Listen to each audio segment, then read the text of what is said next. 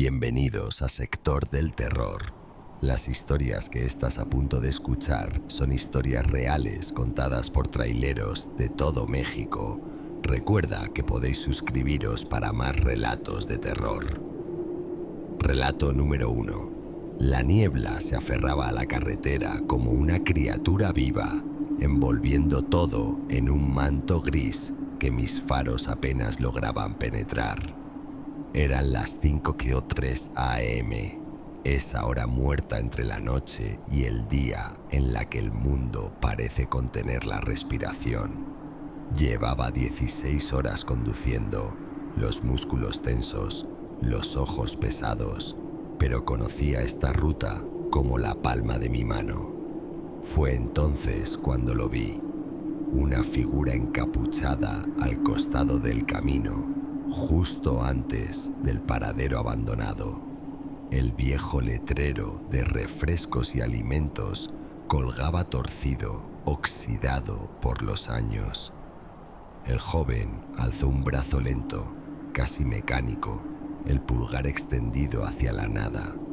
No suelo llevar pasajeros, pero algo en esa imagen, la hora, la niebla, la soledad del muchacho, me hizo reducir la velocidad. El freno de aire silbó cuando me detuve unos metros más adelante. La puerta se abrió con un chirrido. El chico subió sin una palabra, hundiéndose en el asiento del copiloto como si llevara un peso invisible en los hombros. Su capucha ocultaba su rostro, pero sentí su mirada fija en la carretera, intensa, como si estuviera siguiendo algo que yo no podía ver. ¿A dónde vas?, pregunté, ajustando el espejo para verlo mejor. No respondió. Solo alzó una mano temblorosa y señaló hacia adelante, como si el destino fuera obvio.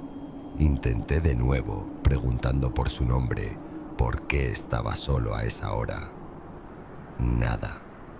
El ambiente en la cabina se volvió denso, como si el aire se hubiera espesado. La radio, que hasta entonces emitía una canción desgastada, se llenó de estática de repente. Un olor penetrante se filtró por las rejillas de ventilación. Metal oxidado, tierra mojada, algo más, algo dulce y putrefacto. Cuando las señales de tráfico anunciaron un desvío por obras, reduje la velocidad. Oye, aquí hay que... Volteé hacia el asiento del copiloto. Vacío. La puerta estaba entreabierta, como si alguien la hubiera cerrado apuradamente. Pero no había escuchado nada. No había sentido el viento. Y en el asiento, una mancha oscura se extendía sobre la tela, húmeda al tacto. El corazón me latía con fuerza mientras descendía del tráiler, mis botas aplastando el gravillo húmedo del arcén. Los obreros con sus chalecos reflectantes se movían como fantasmas anaranjados en la niebla matinal. ¿Vieron a un chico bajarse de mi camión?, pregunté al primero que encontré, señalando hacia mi vehículo. El hombre, de rostro curtido por el sol, arrugó la frente. Llevamos aquí desde las 4, jefe. No ha pasado nadie. Otro obrero se acercó, escuchando la descripción. Capucha oscura, jeans rotos, zapatillas desgastadas. Su expresión cambió. Una sombra cruzó por sus ojos. Ese tramo, murmuró, quitándose el casco. Hace 3 semanas, un muchacho así chocó su moto contra nuestra máquina de pavimentación. Lo dejaron tendido toda la noche hasta que llegó la ambulancia. Mis manos comenzaron a sudar. ¿Dónde exactamente? Me señalaron un punto 100 metros más adelante, donde la niebla se hacía más densa. Al acercarme, la cruz blanca emergió de la bruma como un espectro. Flores marchitas colgaban de ella, y en el tronco del árbol contiguo, medio quemado por el impacto, una foto plastificada mostraba el mismo rostro que había visto en mi cabina, los labios secos, los ojos oscuros. La inscripción en la base de la cruz estaba casi borrada por la lluvia, pero aún legible. Aún no llegó. El viento gimió entre los árboles cuando regresé al tráiler. Al abrir la puerta, el olor a tierra mojada me golpeó de nuevo. Allí, en el asiento donde él estuvo, una mochila militar descolorida por la humedad. Dentro, entre telarañas y barro seco, encontré una credencial estudiantil. La foto era idéntica a la del árbol. El nombre decía Daniel Vázquez. La fecha de expedición: 2 días después del accidente que, según los obreros, lo mató instantáneamente. En ese momento, la radio del camión se encendió sola. Entre la estática, una voz susurró: «Gracias por el aventón, pero aún no es mi parada». El motor arrancó sin que yo tocara la llave, y en el espejo retrovisor, por un segundo, vi su mano huesuda aferrada al reposacabezas trasero. Esta vez no iba solo. Relato número 2. La lluvia había convertido la carretera en un río de lodo y piedras cuando el tráiler quedó atrapado. El deslave había cortado el camino como un cuchillo, dejando montañas de tierra y rocas que mis ruedas no podían sortear.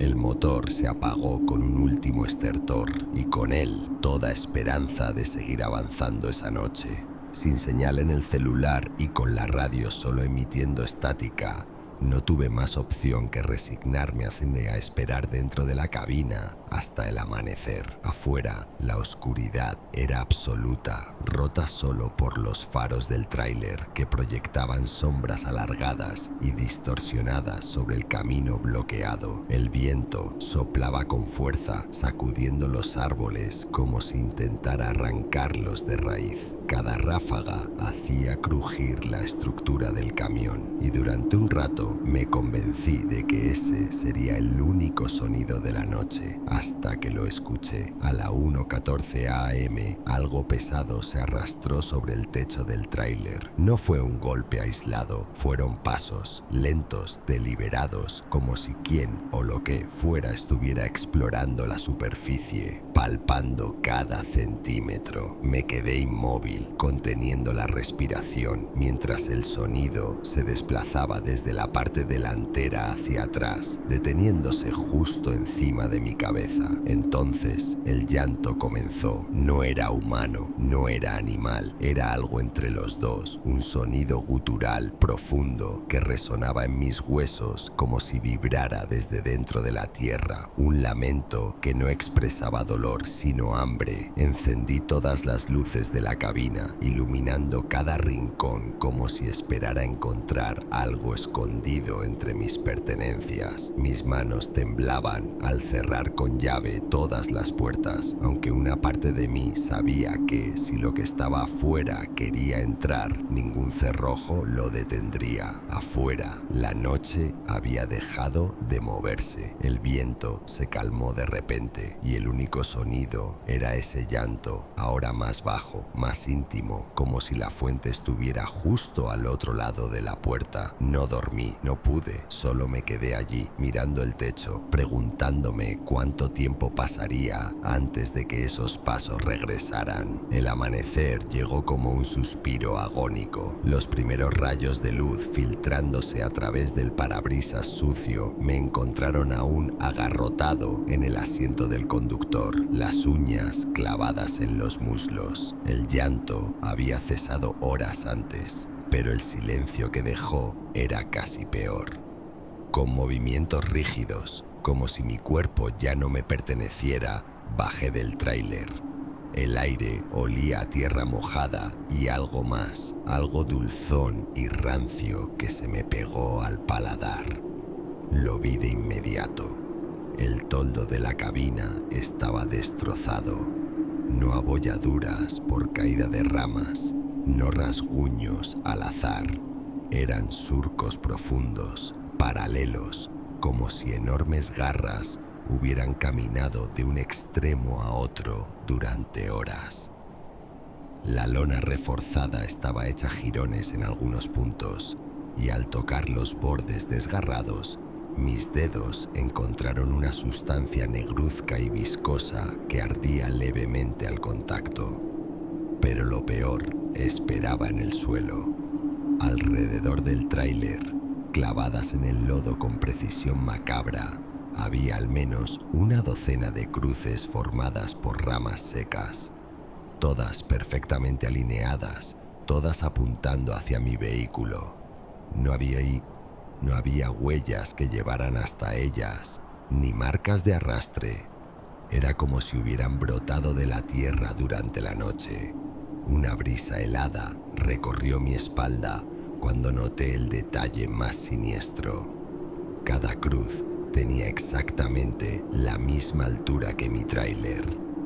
El sonido regresó entonces, no desde arriba, sino desde el bosque circundante. Ese mismo lamento vibrante, pero ahora multiplicado, como si docenas de voces lo repitieran en eco. No esperé a ver qué lo producía. Subí al camión con la adrenalina quemándome las venas, arranqué el motor con un rugido y atravesé el deslave como si el infierno mismo me persiguiera. Las piedras golpearon el chasis, el lodo salpicó los vidrios, pero no disminuí la velocidad hasta que el sol estuvo alto en el cielo. Nunca reporté lo ocurrido, nunca volví por esa ruta, y aunque vendí el tráiler meses después, aún sueño con las noches en que despierto sobresaltado, escuchando el crujir de ramas secas sobre mi techo y el suave golpeteo de algo que camina en círculos alrededor de mi cama. Las cruces, después de todo, no estaban marcando un lugar sagrado, estaban señalando una jaula, y yo había sido el cebo. Relato número 3. La carretera estaba desierta a esta hora, solo el rugido constante del motor y el resplandor de mis faros cortando la oscuridad me mantenían compañía. Llevaba una carga pesada, maquinaria industrial destinada a una fábrica en el norte. El amanecer aún no llegaba, pero el cielo comenzaba a clarear en un gris enfermizo, como si la luz no quisiera tocar esta parte del camino. El GPS empezó a fallar primero. La pantalla parpadeó una vez, luego dos. De repente, marcaba giros imposibles, rutas que no existían.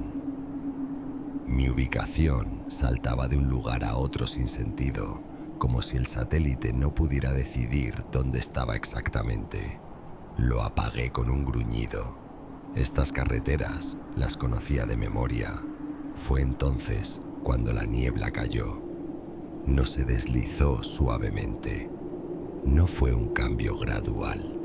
Un segundo estaba claro y al siguiente una bruma espesa y fría envolvía todo, tan densa que apenas distinguía el borde del capó.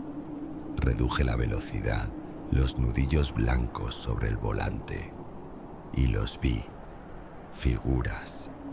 Entre los árboles muertos y las estructuras oxidadas de la zona industrial abandonada, se movían con pasos lentos, deliberados. No eran sombras, no eran ilusiones, eran personas, o algo que una vez lo fueron. Cuerpos demacrados, posturas encorvadas, cabezas ladeadas como si escucharan algo en la distancia. No me seguían, no intentaron detenerme, solo observaban. Sus ojos, cuando los distinguí entre la niebla, no reflejaban la luz de mis faros. Eran pozos negros, vacíos, pero sentí su mirada clavada en mí, atravesando el vidrio como si yo fuera el espectro y ellos los vivos. Mantuve la respiración. No me detuve. No podía. Algo en mi instinto gritaba que si lo hacía, si incluso reducía la velocidad demasiado, esas cosas se acercarían. Y entonces, quizás, entendería por qué sus bocas se movían en silencio, formando palabras que no quería escuchar. La niebla se aferró al camión durante kilómetros, como si me arrastrara a través de un lugar que no debería existir. Y en algún momento, entre el zumbido de la estática en la radio y el latido acelerado de mi corazón, juré escuchar un golpe suave en la puerta del acompañante, como si alguien hubiera intentado subir. La niebla se disipó tan bruscamente como había llegado. Un momento estaba sumergido en esa bruma espesa y al siguiente la carretera apareció ante mí bañada en la luz cruda del mediodía. La ciudad se alzaba en el horizonte, sus edificios recortados contra un cielo ahora despejado. Al llegar al almacén, el receptor salió con el ceño fruncido. «Llevamos horas esperándote», dijo, señalando el reloj de la pared. «Pensamos que te habías accidentado». Miré mi propio reloj. Las manecillas marcaban las 11:17 am, pero según el receptor, eran casi las 4 de la tarde. 5 horas perdidas. 5 horas de las que no tenía memoria. Revisé el tacógrafo con manos temblorosas.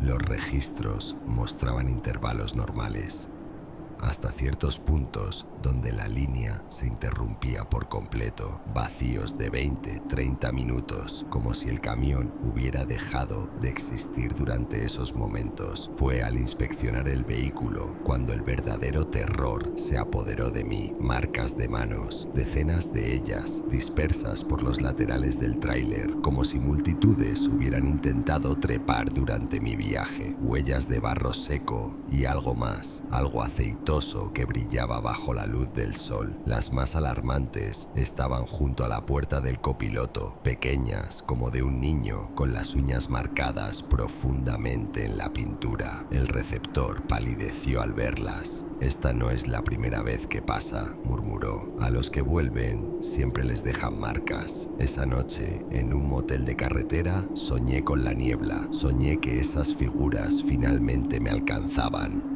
que sus bocas sin dientes susurraban secretos que hacían sangrar mis oídos. Desperté sobresaltado, la piel helada. Fuera, en el estacionamiento vacío, una fina capa de niebla comenzaba a formarse alrededor de mi tráiler, y en el vidrio empañado de la ventana, una mano pequeña y pálida se deslizaba lentamente hacia abajo. Relato número 4. No era una noche diferente a las demás. Carretera abierta, asfalto eterno y las luces intermitentes de los postes como metrónomos marcando el ritmo de una rutina que ya no me decía nada. A esa hora, uno se aferra a lo que sea para mantenerse despierto. Café frío, la misma playlist de siempre, o la radio de onda corta, esa vieja reliquia que algunos aún usamos por costumbre más que por necesidad. Fue entonces cuando escuché el crujido, no de los neumáticos ni del motor. Fue la radio, un zumbido irregular, como si alguien arrastrara clavos sobre una antena. Pensé que era interferencia, hasta que la estática se abrió como una cortina y surgió una voz, lejana, distorsionada, humana, pero no del todo, pausada, fría. Mencionó coordenadas, una frecuencia que, según recordaba, fue usada por la empresa hacía años, antes de que todo se digitalizara. Se suponía que estaba fuera de servicio, pero ahí estaba, dándome una ubicación exacta. ¿Y esa voz? Juraría que la conocía, como si viniera de una memoria que no quería despertar. No sé qué fue lo que me impulsó. Quizás el insomnio, la monotonía de la carretera o el simple deseo de romper la rutina con algo, lo que fuera. Así que apreté el volante, aseguré la carga y giré hacia un desvío que no aparecía en los mapas modernos. El aire se volvió más denso conforme me internaba. Las señales desaparecieron. Los árboles parecían más delgados, más secos, como si observaran. Después de lo que pareció una eternidad en asfalto muerto, encontré la zona. Una vieja zona industrial que el tiempo había tragado. Las naves industriales parecían esqueletos de metal corroído. Y ahí, al fondo, casi oculta por la maleza y la niebla, estaba la bodega. La reconocí por el letrero descolorido, apenas legible, con el logo antiguo de mi empresa. Nadie había usado esa imagen en al menos 2 décadas. La puerta estaba entreabierta, como si me esperara. El metal oxidado parecía respirar. Apagué el motor. Bajé. Cada paso sobre la grava sonaba demasiado fuerte, como si el mundo se hubiera quedado sin fondo musical. Frente a esa puerta, tuve la sensación de que algo me miraba desde dentro, y aún así, empujé y crucé. Lo que encontré me cambió. El interior era una boca abierta hacia algo que no debía existir. El aire olía a óxido, humedad y tiempo. Usé mi linterna y el haz apenas cortaba la neblina espesa de polvo que flotaba en el ambiente. Las ratas correteaban en los bordes del silencio, chocando contra montones de madera podrida y herramientas oxidadas. Di un paso, luego otro. Algo crujió bajo mi bota, pero no quise mirar qué era. Y entonces la luz tocó una forma conocida, una silueta colosal en medio de la oscuridad. Un tráiler, mi tráiler. Me detuve en seco. Mi mente intentó encontrar una explicación lógica, una coincidencia absurda. Pero no había margen para error. Era idéntico. Mismo modelo, misma pintura ajada por los kilómetros. La lona trasera tenía las mismas reparaciones hechas con cinta industrial. Cada rasguño, cada detalle, incluso el pequeño golpe en el parachoques trasero. Era él, era el mío. Me acerqué temblando, con la linterna temblando en mi mano. El polvo cubría cada superficie, como si el vehículo hubiera estado ahí por años, inmóvil. Los neumáticos estaban semidesinflados, el metal oxidado en las juntas. Tragué saliva con dificultad. No entendía, no podía entender. Me acerqué a la cabina. La linterna rebotó en el parabrisas agrietado. Entonces lo vi. Colgando del espejo retrovisor estaba el llavero, mi llavero, aquel viejo amuleto que había colgado yo mismo cuando empecé en la carretera, hacía más de 20 años. La puerta del conductor estaba entreabierta. Subí lentamente, con los músculos en tensión. La linterna tembló al iluminar el asiento, y ahí, tallado con uñas en el vinil gastado, estaba un mensaje. Ya entregaste. No había sangre, no había signos de violencia, solo esas 2 palabras grabadas como un epitafio. Las letras torcidas, desesperadas, mías. Salí corriendo sin mirar atrás. El polvo me ahogaba, las sombras parecían cerrar el paso, y por un momento creí que la puerta ya no estaría donde la había dejado. Pero sí lo estaba. Salí como pude, tropezando con mi propio aliento. Subí a mi tráiler real, o lo que creía que aún era real. Puse las manos en el volante y cerré los ojos para calmarme. Fue entonces cuando la radio, muerta desde hacía rato, se encendió sola. La estática se disipó y la misma voz, ahora más clara, más cercana, susurró con una familiaridad escalofriante: nos vemos en la próxima entrega. nada. No me atreví a mirar atrás. A veces todavía conduzco de noche, con los ojos bien abiertos y la radio apagada, porque sé que esa frecuencia sigue ahí, esperando. Relato número 5.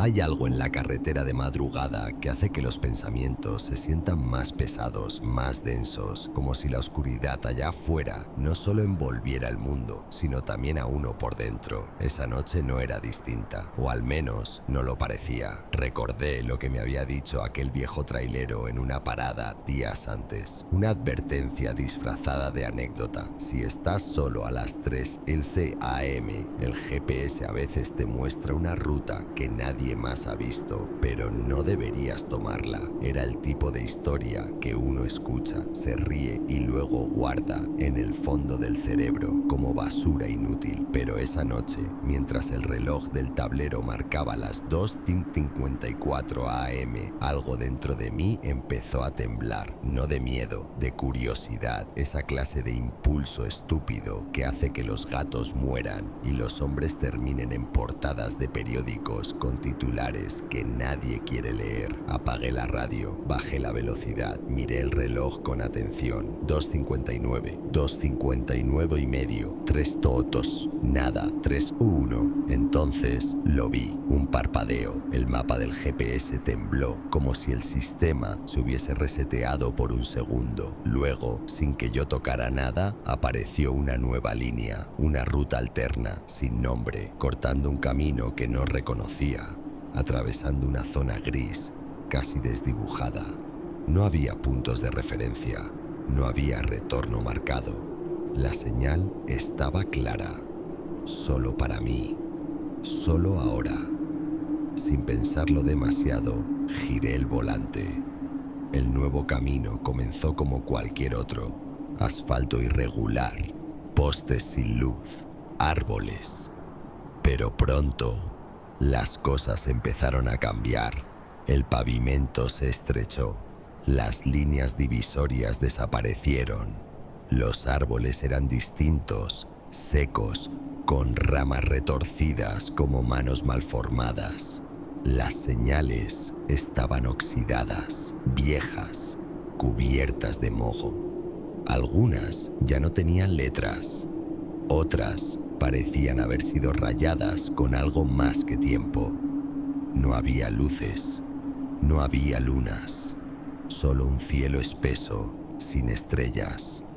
Empecé a notar que el aire dentro de la cabina se sentía más pesado, no frío, solo más denso, como si la atmósfera hubiera cambiado. El silencio era tan total que incluso el rugido del motor parecía distante, ajeno. Y entonces, la radio, que había apagado por completo, comenzó a emitir estática. Lentamente, la estática se transformó en sonidos, voces, murmullos, pero no en español, ni siquiera en inglés. Era un idioma que no reconocía, gutural, extraño, con ritmos que me erizaban la piel. No era música, no era interferencia, era alguien, algo, hablando a mí. Miré el reloj. 3:17 a.m. Miré de nuevo. 3:17 a.m. Seguí conduciendo. No había señal de que el camino terminara. Ningún cruce, ningún letrero.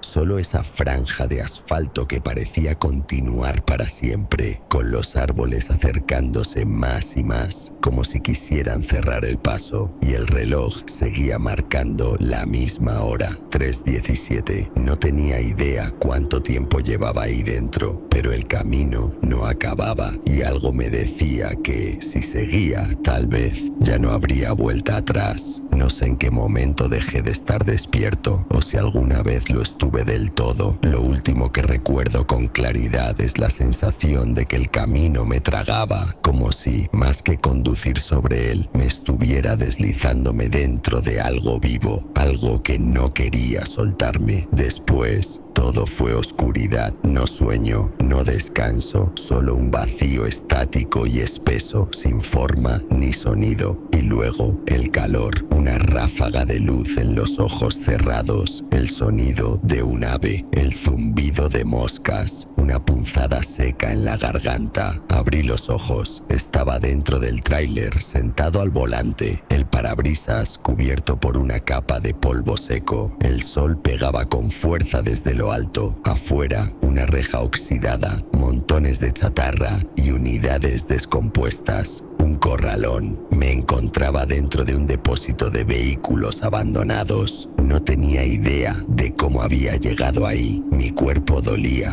el estómago rugía como si no hubiera comido en días. Y lo más inquietante, la barba era más larga, demasiado. La piel de mis mejillas estaba áspera, como si hubiera pasado al menos una semana sin afeitarme. Agarré el celular, no había señal, pero sí hora. 2 días habían pasado desde que entré en la ruta fantasma. 2 días enteros, borrados de mi mente. Intenté encender el motor, estaba frío, el tanque marcaba casi vacío, aunque recordaba haberlo llenado antes de aquel desvío. Salí del tráiler tambaleándome. 2 hombres encargados del corralón me vieron con cara de susto. Me dijeron que el tráiler apareció ahí esa misma mañana sin que nadie lo notara entrar. Las cámaras no captaron su llegada y las puertas estaban cerradas desde dentro. Volví a entrar allí, a entrar a la cabina, temblando. Solo quería entender qué estaba pasando,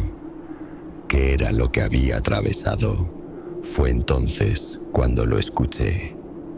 La radio, que yo no recordaba haber encendido, soltó un leve chasquido, un parpadeo rojo en el canal digital y una voz, distorsionada, como sumergida en un río de estática, pero esta vez clara, familiar. Gracias por seguir la ruta.